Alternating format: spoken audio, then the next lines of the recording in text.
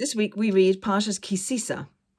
It begins with God telling Moses to tell the Jewish people to donate a half a shekel.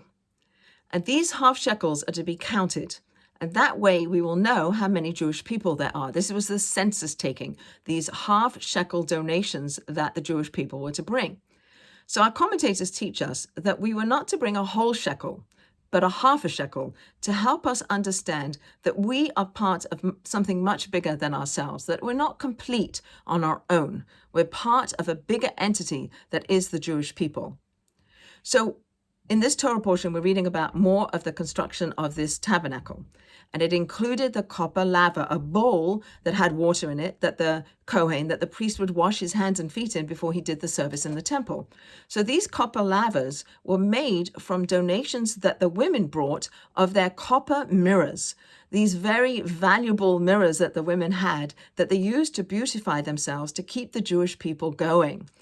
And they donated these much beloved mirrors to this cause, to this project, to help along the service in the temple, giving of themselves to something much bigger than themselves.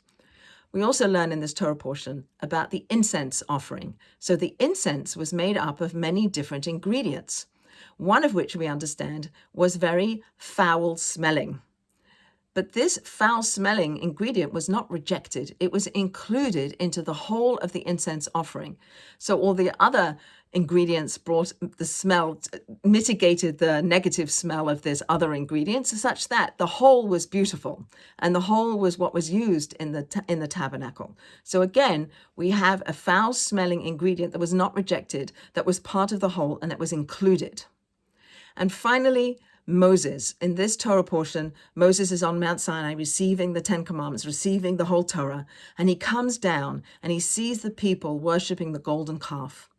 He smashes or he throws down the tablets, and he goes back up to ask forgiveness to God, from God, for the Jewish people. God says, I'll wipe out the Jewish people and I'll continue with you, Moses. And Moses says, no, I'm part of the Jewish people. If you're going to wipe out the Jewish people, then wipe me out too. I'm part of them. I'm not separate. I'm not independent. I'm part of them. So again, we see Moses, who's begging and pleading for the forgiveness from God for the Jewish people, saying, I'm part of this bigger entity that is the Jewish people. I'm not separate, even as the leader, even as the prophet, who is like no other prophet, who has an encounter with God like no other, sees himself as part of the Jewish people. And I think that's a message for us today. After October 7th, we all perhaps came together as a people, as a Jewish people that was united. And we have to learn from the Torah, from the half shekel, from the copper laver, from the incense offering, and from Moses, that we are a very strong entity that is much bigger than each individual one of us, but that we are strong together.